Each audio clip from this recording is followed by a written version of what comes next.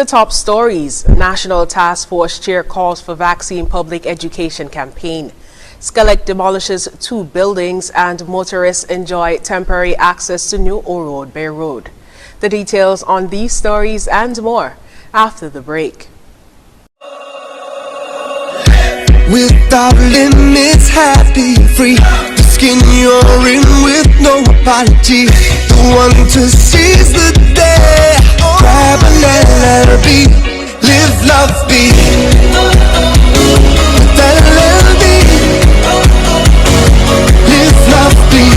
Live, love, be. Be who you know you can be. Grab an LLB, live, love, be. Angostura, lemon, lime and bitters. Live, love, be.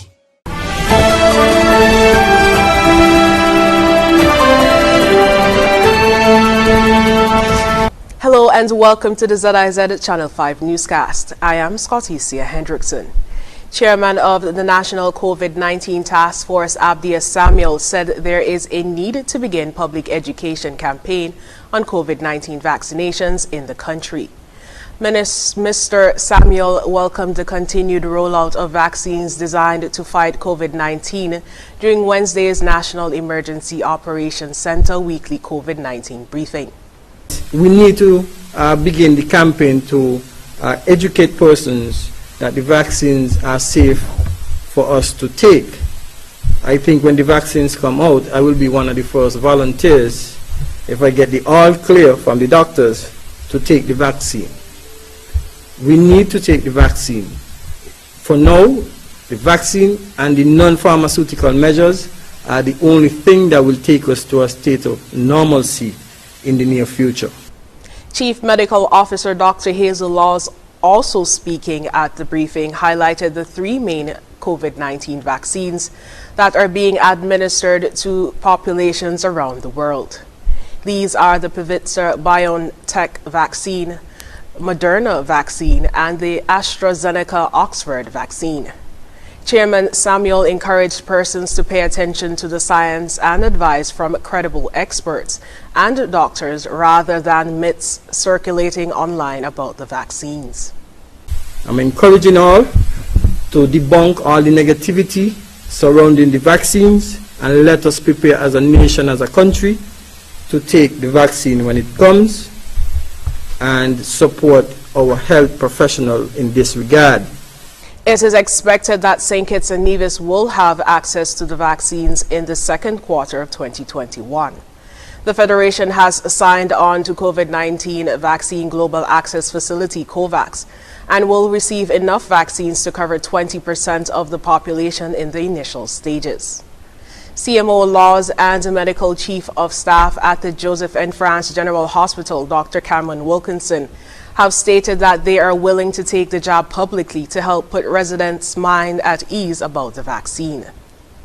After this weekend, the old ice plant and old stores building owned by the St. Kitts Electricity Company, Skelec, will be no more, as the company has made the move to demolish both buildings on Saturday. The company earmarked this weekend for the demolition of the buildings on Central Street and advised persons in the area of McKnight, in the vicinity of Frickapier Alley, Central Street and West Woongut, that the area would be restricted to the demolition team. General Manager of Skelec Clement Williams told ZIZ News that upon completion, the idea is to turn the space into a parking area, but there may be plans to expand into the lot. Construction of the new Old Road, Bay Road is not complete, but authorities have allowed traffic to flow on the new road while preparations are being made to resume and complete the project. On Wednesday's edition of Working for You, Chief Engineer at the Public Works Department, George Gilbert, explained that the road was paved with concrete, facilitating the temporary opening of the roadway. He urged motorists to resist the temptation to speed on the new road. Mr. Gilbert stated that the contractor is preparing to lay asphalt on the surface of the new road. At that point, access to the new section will be closed off to the public. Motorists will use the pre-existing roadway until paving and other works are complete on the new section. He said that the project timeline has been altered due to the global COVID-19 pandemic. Many countries implemented a lockdown, thus bringing many industry operations to a halt. This included suppliers of some materials needed for the Old Road Bay Road project. Shipping of supplies was also a challenge as medical equipment was a priority. However, Chief Engineer Gilbert expressed confidence that the project will be completed before the end of 2021. After the break, 4 tablets donated to COVID-19 task force to be used by public health team, and USAID and IAF to host information session on grant funding. Stay tuned, we'll be right back.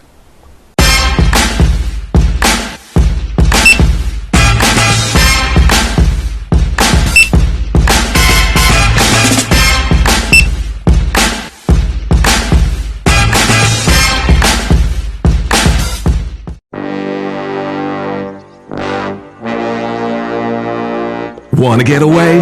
Now you can. Stop standing in long ATM lines to withdraw cash.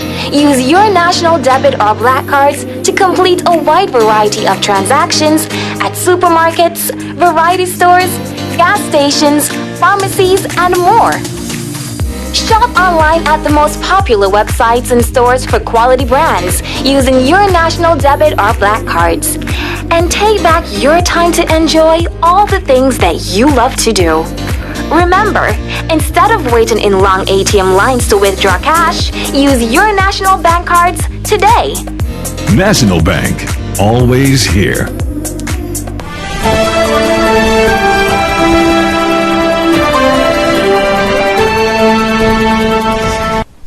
Welcome back. To assist in the management of the COVID-19 pandemic in St. Kitts and Nevis, a generous family in London donated 4 Samsung tablets to the National COVID-19 Task Force to be used by the public health team.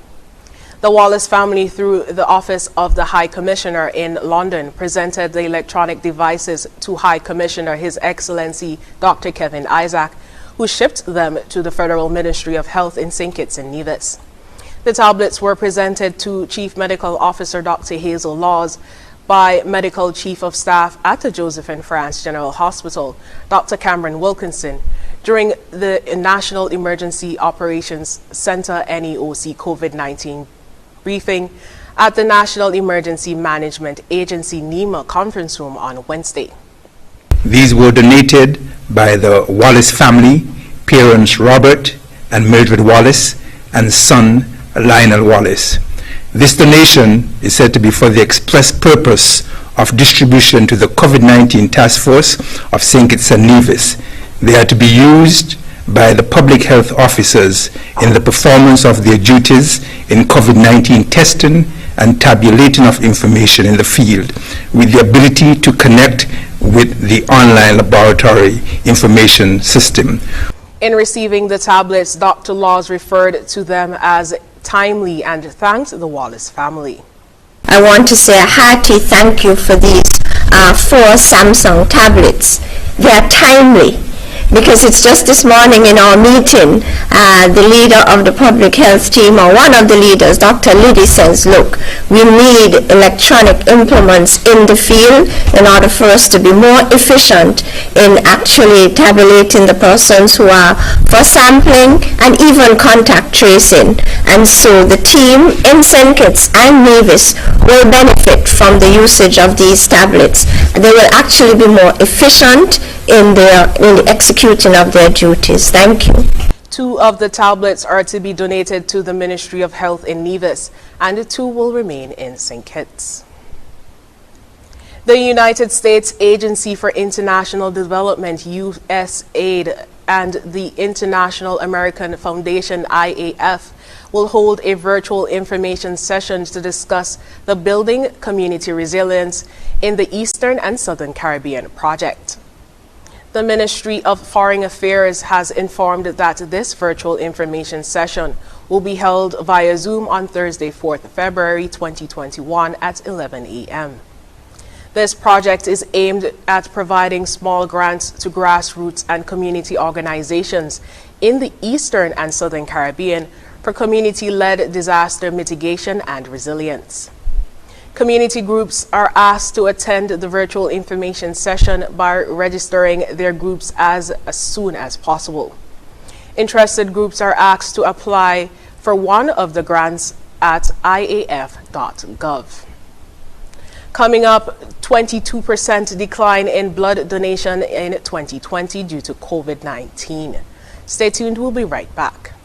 Here is how I pay my Flow bills using the MyFlow app in just 3 easy steps. First, I downloaded the free app from the App Store. Then, I opened the app and logged in with my Flow ID. I activated my Flow ID earlier for free at flowid.co. I clicked on the account number and watched the magic begin. All my bills and the info right there at my fingertips. Just confirm the payment amount, then card details, and that's it. No trips to town, no long lines, and no hassle. Flow is keeping me connected.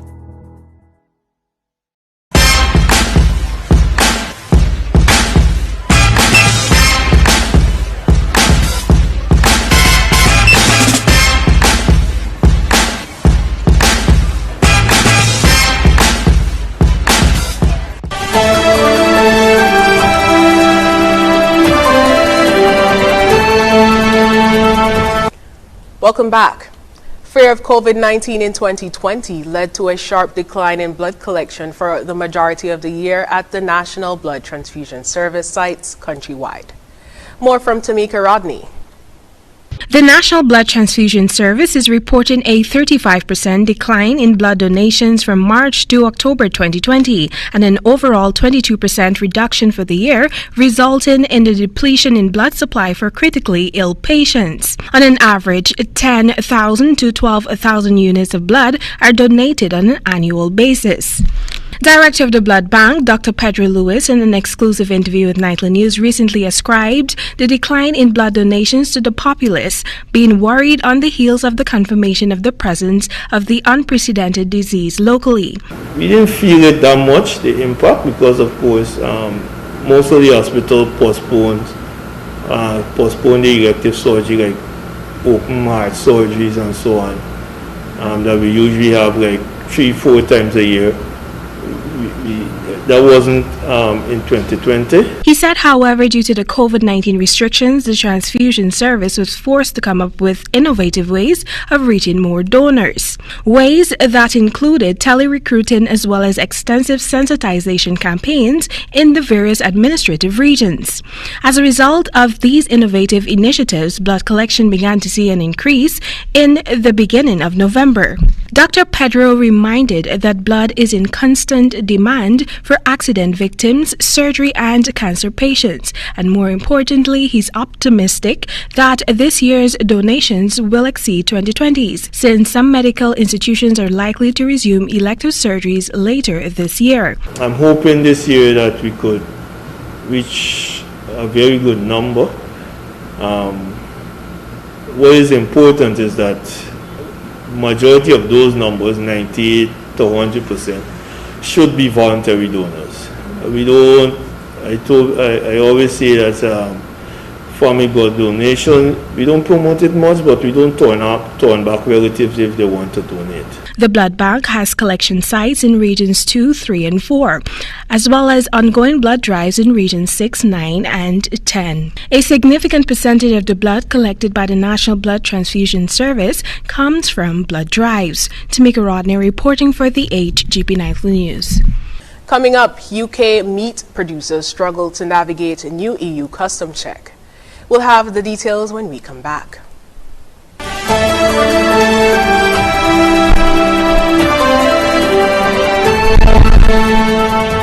Welcome back. UK's animal producers and animal processors are complaining about the effects Brexit is having on their livelihoods. Whole meat containers of fresh meat have been left to rot in ports as exporters struggle with new border bureaucracy. Al Jazeera's Rory Challand reports from Yorkshire. Come on, girls. Come on. Richard Lister owns 50,000 pigs and he's struggling to sell them. His customers, the UK's main meat processors, are mired in delays with new customs checks for getting produce to Europe. It's a threat to the whole industry. You know, if we can't function profitably, then, you know, we don't have a business. You know, we understand that for periods of time that, you know, things aren't profitable, but we really need to, you know, address the barriers to this. From here, Brexit doesn't yet look like what Boris Johnson promised when the UK-EU free trade deal was agreed at the end of December. A deal which will, if anything, allow our companies and our exporters to do even more business with our European friends. Since early January, containers of produce from the UK have ended up decaying near Dover or rotting in Rotterdam. Other trucks are making the journey empty. The existing paper-based customs clearance system of export declarations and certificates isn't working for food that has to reach its destination fast and fresh. So in trying to unpick the pain that Brexit is currently causing, it is important to make some distinctions. A few of the issues are just to do with implementation, that the streamlined border bureaucracy just hasn't been put in place yet, and presumably these issues will dissipate over time. But others are hard-baked into the policy changes of Brexit itself, and no amount of tech wizardry can make those disappear. At the moment, it's difficult to unpick which is which, or whether it's a combination of both. And while it struggles to figure this out, the industry worries about whether it can stay competitive. We're getting some feedback that yes, if there's too many problems, they'll source it from somewhere else. So you'll lose customers. And this is trade that, you know, our businesses have built up over the last 40 years, supplying sort of continental retailers. The government says we've always been clear that there would be new processes for traders, and we continue to support them in their transition to these new arrangements. We are working closely with British meat processors to ensure they can take advantage of the opportunities and changes being outside the single market and customs union will bring, and overall businesses are adjusting well to the new rules and continue to trade effectively. I asked farmer Richard Lister if he agreed with this. I think when you're at the hard end of that supply chain, it's quite different. You know, we are at the bottom of the supply chain and everything gets pushed back onto us. So as pig producers, you know, I wouldn't agree with that from the government. You know, more must be done and it's got to be done sooner. And the industry says a digitised customs system is an essential place to start. Rory Challens, Al Jazeera, Yorkshire. Up next in sports. SK-NFA executive meets with National COVID-19 Task Force, and 2021 TNT Golf Championship tentatively set for March. Stay tuned. Sports is next. Imagine having the luxury of putting all your trust in one insurance company and being able to enjoy a life to the fullest without having to worry. Well, don't imagine. National Caribbean Insurance is here to take care of all your insurance needs. Insure your life, vehicle, boat, home, belongings, and your future. At NCI, we make it our business to ensure that you enjoy every stage in life.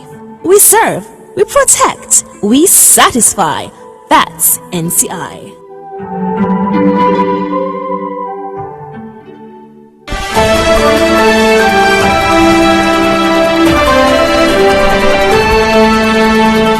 Welcome back. Due to the need to exercise precautionary measures in light of the coronavirus, especially in relation to large sporting events with massive crowds, the National COVID-19 Task Force met with St. Kitts and Nevis Football Association SK-NFA executive on Tuesday to consult on upcoming major football tournaments. Representing the SK-NFA were Stanley Jacobs, General Secretary, Jeffrey Hazel, Technical Director, Dexter Tyrrell, Office Manager, and Donald Freeman, President of the United St. Paul's Football Club. The delegation was led by Anthony Johnson, President of the SK-NFA. Mr. Johnson notified the task force of the upcoming CONCACAF World Cup qualifiers and the proposal to hold qualifying matches in the Federation in March and June. The task force was also informed of the local President's Cup, Champion Cup, Premier matches and the Under-13 and Under-15 leagues, events which should end by August 15, 2021. Additionally, Mr. Freeman reported that the United St. Paul's Football Club is interested in having its team, who is the present champion, represent the Federation abroad, but was concerned about quarantine costs upon the team's return to the Federation. Chief Medical Officer Dr. Hazel Laws impressed upon the SKNFA executive the need to be careful going forward with the number of persons gathered in one space at any given time. Minister of Sports, the Honorable Jonelle Powell, corroborated what the Chief Medical Officer said and added that the Department of Sports, in collaboration with the Cabinet, recommends that the football tournaments be held without spectators. In closing the meeting, the task force recommended ongoing discussions with the SKNFA executive to arrive at a decision that would redound to the health and safety of all involved and the country as a whole. The Trinidad and Tobago Golf Association has confirmed that the 2021 TNT Open Golf Championship will be staged this year at a venue to be decided. The coronavirus pandemic caused the cancellation of the tournament last year, the first time the event was not staged since World War II. More in this report. The TTGA told TDT Sports that March 14 to 21 is the week tentatively set aside for the tournament. The governing body for local golf had planned a week of golf in 2020 and will revive their plans in 2021. On this year, however, we are still looking at a date in March. We may have to push it further down, but it will be a local tournament because the borders have not yet been opened, and we are encouraging all local golfers to come and take part in it. We'll have the same criteria in amateur golf, and we are trying to get the local pros to participate also. The pandemic caused the cancellation of several golf tournaments in 2020 and severe restrictions when golf resumed later in the year. The TTGA plans to stage a similar number of tournaments in 2021, but coronavirus has placed further restrictions on the number of players per tournament. In 2021, we are trying to keep the same amount of tournaments. However, we have to follow the Ministry of Health guidelines, so most of the times the quantity of players will be cut down to ensure that we have a quality field, and so the smaller handicappers will be more involved in all the national tournaments and trying to be going forward. When we come back, we'll have another look at the stories that made the headlines.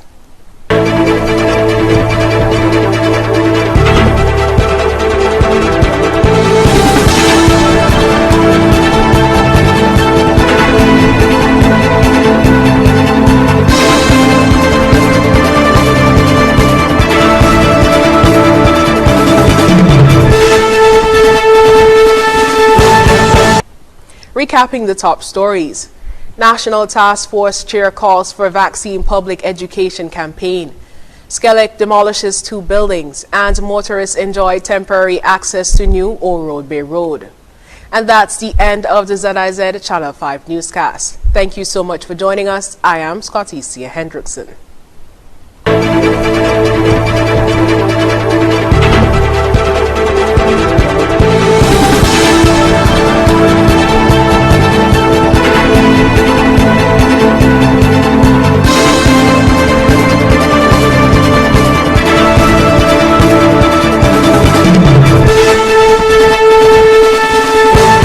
Here is how I pay my flow bills using the MyFlow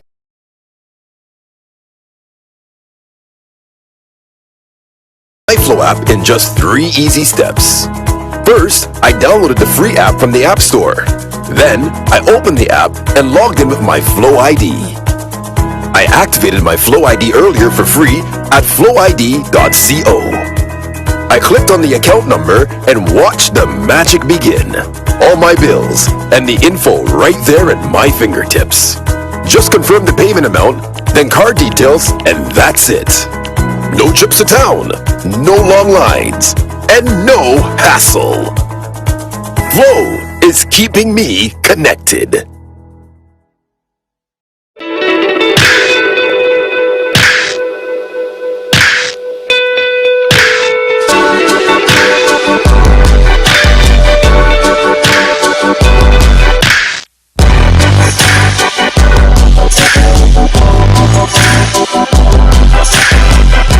For 2021, Smart Electronics is giving you the best deals you can ever imagine. From January 1st until April 30th, you will get the best deals in the entire federation. Plus, that's not all. Get extra special deals on Valentine's Day on all items store-wide, such as cell phones, 85-inch smart TVs, laptops, washing machines, refrigerators, AC units, small appliances, and much more. Visit us. We're located at Port Zante, opposite the food court, or call us at 466-4271. This promotion is valid until April 30th. Terms and conditions apply.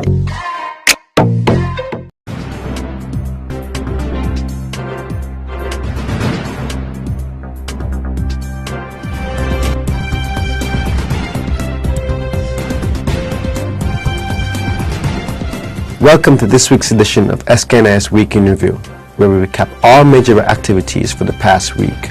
I am your presenter, Rahim Berry. Highlights for the week of January 22nd to 28th of 2021 includes 4 tablets donated to COVID-19 Task Force, St. Kitts Water Department to implement e-billing system, and Basketball City sports a new look.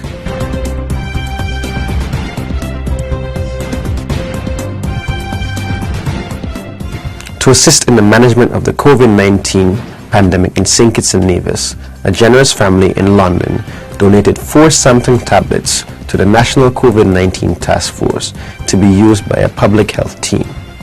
The Wallace family, through the Office of the High Commissioner in London, presented the electronic devices to High Commissioner His Excellency Dr. Kevin Isaac, who shipped them to the Federal Ministry of Health in St. Kitts and Nevis. These were donated by the Wallace family, parents Robert and Mildred Wallace, and son Lionel Wallace. This donation is said to be for the express purpose of distribution to the COVID-19 Task Force of St. Kitts and Nevis. They are to be used by the public health officers in the performance of their duties in COVID-19 testing and tabulating of information in the field, with the ability to connect with the online laboratory information system. The tablets were presented to the Chief Medical Officer, Dr. Hazel Laws, by Medical Chief of Staff at the Joseph N. France General Hospital, Dr. Cameron Wilkinson, during the National Emergency Operations Center COVID-19 weekly briefing at the National Emergency Management Agency, NEMA, conference room on January 27, 2021.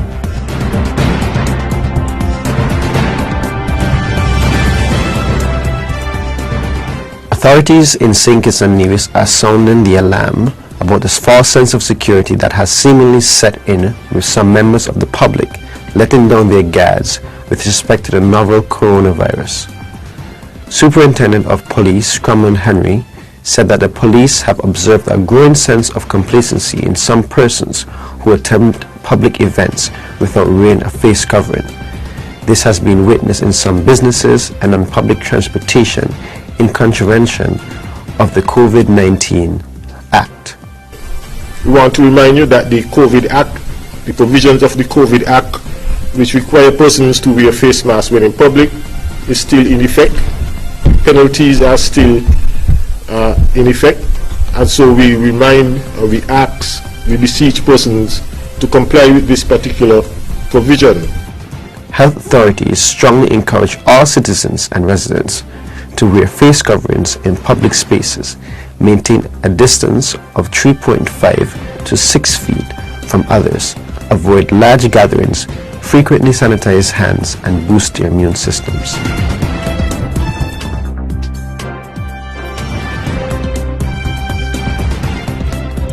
Director of Public Works Department in St. Kitts, Cromwell Williams, said that the Ministry of Public Infrastructure is critical in helping the government to achieve its national goals. He used the example of good transportation infrastructure such as roads. While appearing on the government's Working for You program on January 27, 2021, Mr. Cromwell Williams said that the Ministry of Public Infrastructure is extremely important in building transportation infrastructure, which includes a good road work network. Roads are critically important for persons to move. There are others, for instance, water is also another critical sector. But if you were to focus in a bit on transportation,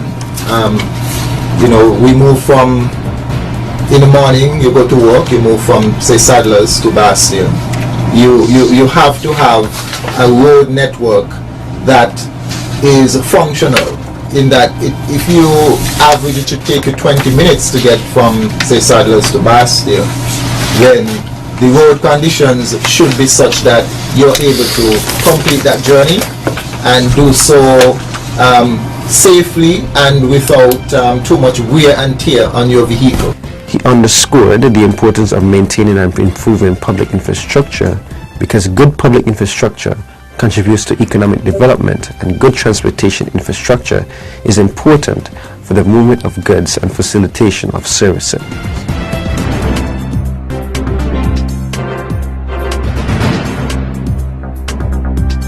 Chief Engineer at the Public Works Department, George Gilbert, shared some insight into why small sections of roads that were recently paved are sometimes cut open, while appearing on the radio and television show Working For You on January 27.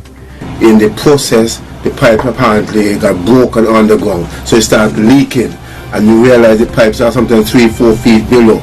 So you don't see, when you see it manifest itself on the surface, it would have spread over a large area. So that area has to be cut out, and water department have to go in and change out those pipelines.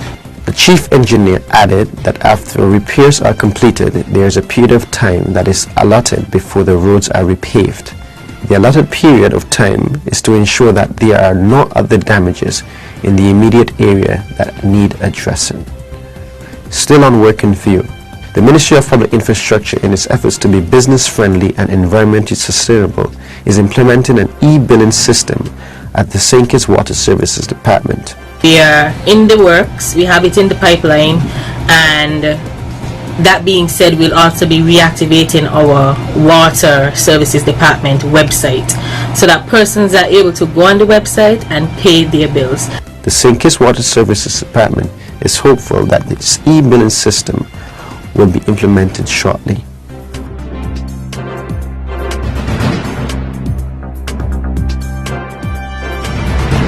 Basketball City in Bastille is sporting a new look thanks to an expanded upkeep project implemented by the Department of Sports.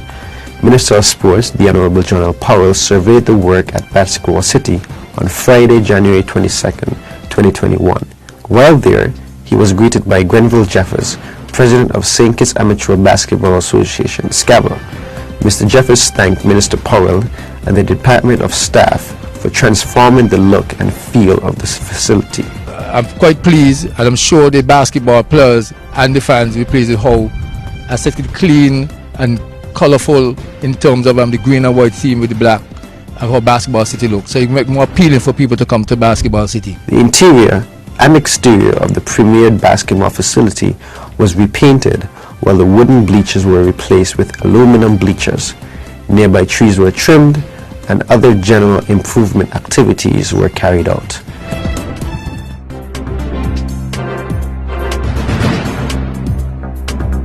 And this concludes this week's edition of SKNS Week in Review.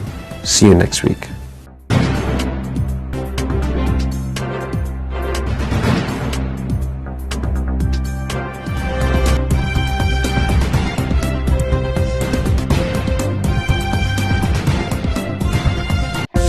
Come to Sun Pharmacy for all your medical and prescription needs. Vitamins, prescriptions, beauty products, sunblocks, healthcare items, and more. Sun Pharmacy has two convenient locations: Keon Street next to the Chinese supermarket and Port Zante in the food court. Sun Pharmacy, we care about your health. Call Sun Pharmacy at 466-1074 or 466-1077. Sun Pharmacy is open Monday to Friday, 9 a.m. to 6 p.m. Saturdays, 10 a.m. to 5 p.m. Sun Pharmacy, your pharmacy. Sun Pharmacy accepts all bank cards and insurances: Sagicor, Nagico, and National Caribbean Insurance.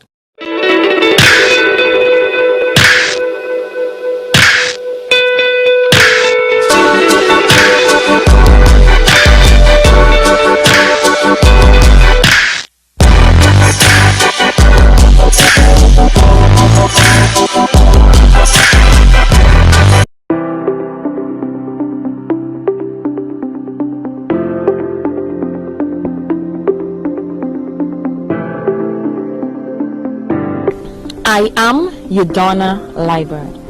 If you are experiencing or at risk of violence, remember, you are not alone. Reach out to a trusted family, friend, or a neighbor for help. Call a hotline or access information online. Seek support from local health or protection services. And remember, violence against you is never your fault. You deserve to feel safe in your home. I am the Honorable Akila Byron Nisbet, Minister of Health. If you are a health or social worker, first-line support to survivors of violence may be the most important care you can provide. First-line support saves lives. It stands for listening to the survivor with empathy and without judgment. Inquire about and respond to their needs. Validate, believe survivors and show them that they are not to blame. Enhance their safety. Support and connect them to other services. Even if this is all you can do, you will have greatly helped the survivor.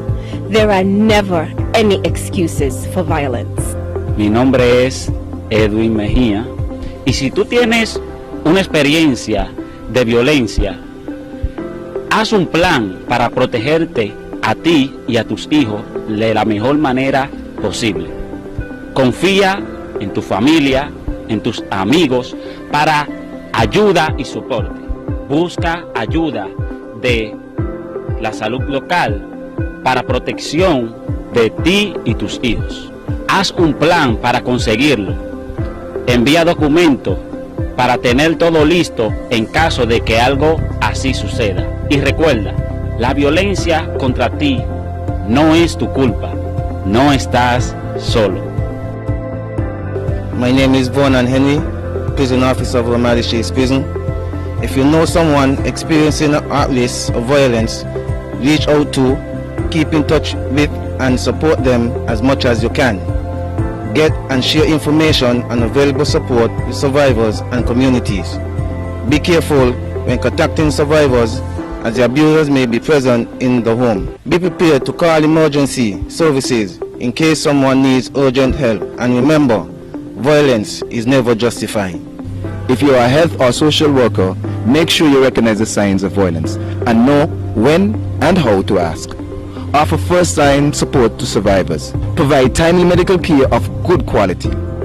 Connect survivors to other support services, and remember, there are never excuses for violence. My fellow citizens, during the period of pandemic, when we established a state of emergency, persons were asked to stay at home. Women of all ages and children were and still are at particular risk of violence in their homes during that period.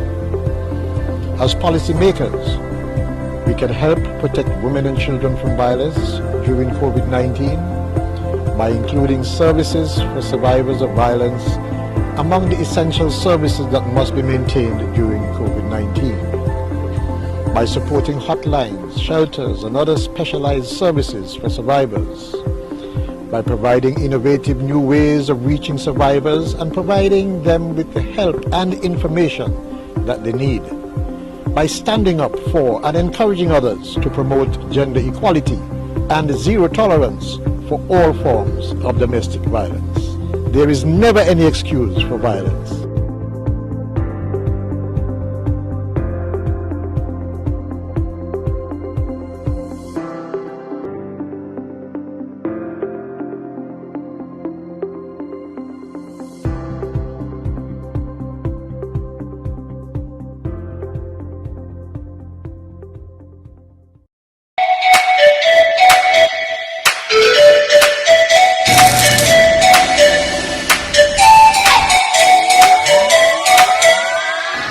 As part of the Her Majesty's Prison Rehabilitation Program, we are here this morning again to showcase some of the positive things that's been coming out of Her Majesty's Prison.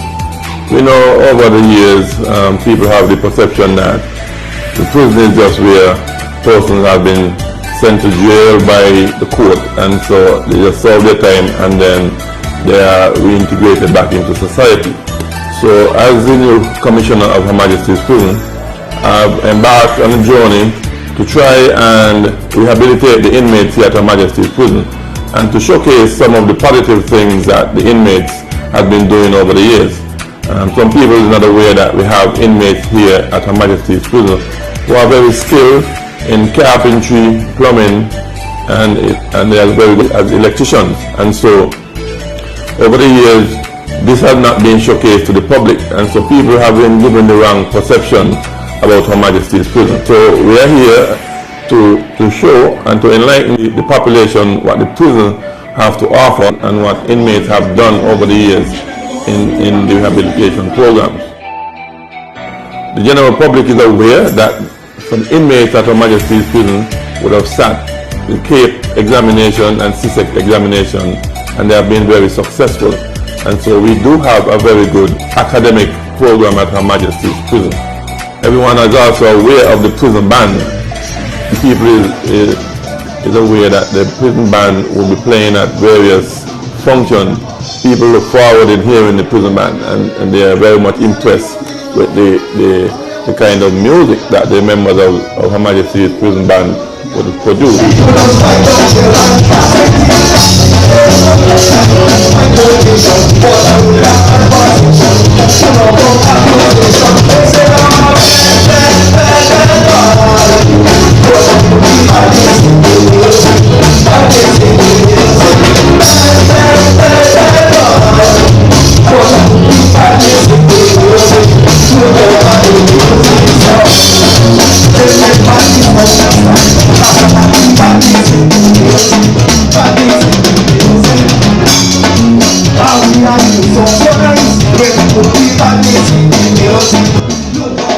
As we get more into the music and so forth, we realize a decrease in the fight sense of the prison. Check people more want to get involved in the music. You know, actually to date there are 24 persons who have left country this program and left, and now they're doing well. You know, and these are things that the public should know. We come in here, you know, we didn't know nothing at all about music. You know, I mean, and able out now to play an instrument. You know, I mean. Well, you know, I know you control the mix. I mean, I have no dream of controlling the mix, being an engineer, you know, but in here, I learned that through the music, you know, being involved in the music and everything. This also is a very good thing that when inmates would have left the institution, they can integrate into bands that are formed here in the Federation. So that is one of our rehabilitation programs. We also have inmates who was instrumental in construction of government buildings. Persons would have passed Camp Springfield and would have seen that yellow structure built on the compound that was built by inmates of Her Majesty's Prison. And today we will showcase some of the positive things that the inmate would have done at Her Majesty's Prison, and so just to show and give people a different perspective of what inmates can do and are capable of doing. The rehabilitation process in HMP has helped me by, you know, upgraded my mental capacity in the scale of being a little more skillful and a lot more knowledgeable about things in the wider world that will help me succeed a little more in life. Give me different opportunities. I'm now doing welding here at the motor pool. There are opportunities such as you could learn to do mechanic, you could learn to fix small engine and them things. So you start in the rehabilitation program, accumulated about 15 subjects, heading towards we call it associate's degree. So that helped me greatly. We have quite a few of them over the years that has participated and has been very influential when going back out in the community. The guys come here apparently not knowing much. By the time they leave here, they are versed in various aspects of mechanic works. As you can see, we have some that changes tires, some that does body works, some that works on the engine, and I must say that the guys willingly participate. And I must say it's indeed a pleasure working with them because of the willingness of them to learn a skill. we know the stigma that when persons would have left the institution, they find it very difficult to seek employment. And so if they would have developed a skill while we at Her Majesty's Prison, it will be much easier for them to be entrepreneurs and start their own business. One of the things, landscaping is one of the entrepreneur business that comes a long way in the Federation, and so inmates can learn that skill. And so this is something that inmates can go into, having developed the skill here at Her Majesty's Prison. So these are some of the positive things that have been coming out from the prison that much persons are not aware. And so going forward, we are trying to show the prison in a different light, because we know that the peace truth that is happening in the Federation, and we are seeing it trickling down into the prison. And so inmates are very eager to learn and to develop a skill, so that when they are discharged from Her Majesty's Prison, they are able to seek employment or to develop their own little business when they would have left Her Majesty's Prison.